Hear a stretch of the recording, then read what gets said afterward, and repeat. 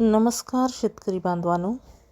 राज्य सरकारने नुकतीच शेतकरी बांधवासाठी अतिशय आनंदाची बातमी आणली आहे. दिनांक 2/6/2026 रोजी झालेल्या मंत्रिमंडळ बैठकीत राज्यातील थकबाकीदार शेतकऱ्यांना कर्जमुक्ती व कर्जाची नियमित परतफेड करणाऱ्या शेतकऱ्यांना प्रोत्साहन लाभ देण्याबाबत निर्णय घेण्यात आला आहे. या योजनेस पुण्यश्लोक अहिल्यादेवी होळकर शेतकरी कर्जमुक्ती योजना 2026 असे संबोधण्यात येत आहे. ज्या शेतकऱ्याकडील दिनांक 1/4/2019 ते दिनांक 31/3/2025 पर्यंत उचल केलेल्या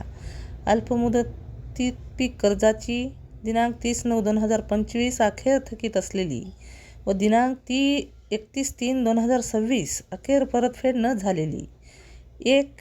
किंवा अनेक बँकांकडील सर्व कर्ज खात्यावरील एकत्रित थकबाकीची मुद्दल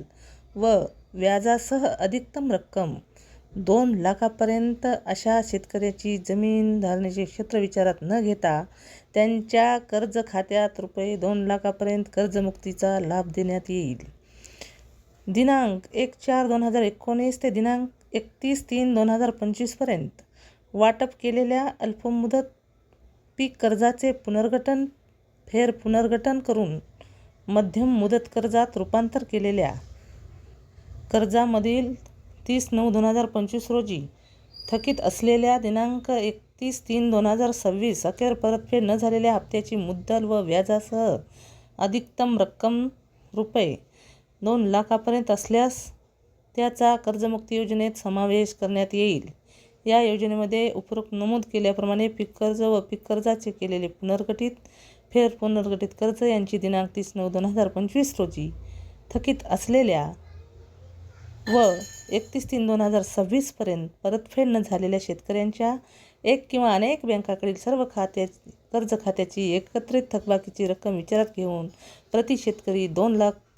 मर्यादेपर्यंत कर्जमुक्तीचा लाभ देण्यात येईल. ज्या शेतकऱ्यांना यापूर्वी महात्मा ज्योतिराव फुले शेतकरी कर्जमुक्ती योजना 2019 या योजनेचा लाभ मिळालेला आहे अशा शेतकऱ्यांनी दिनांक 1/4/2019 ते दिनांक 31/3/2025 पर्यंत उचल केलेल्या अल्पमुदतीत पीक कर्ज व पीक कर्जाचे केलेले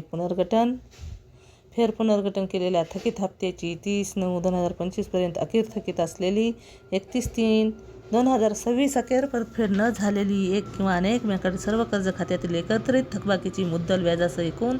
रक्कम ₹50,000 पर्यंत असल्यास त्यांना या योजनेअंतर्गत ₹50,000 अधिकतम मर्यादेपर्यंत कर्जमुक्तीचा लाभ देण्यात येईल.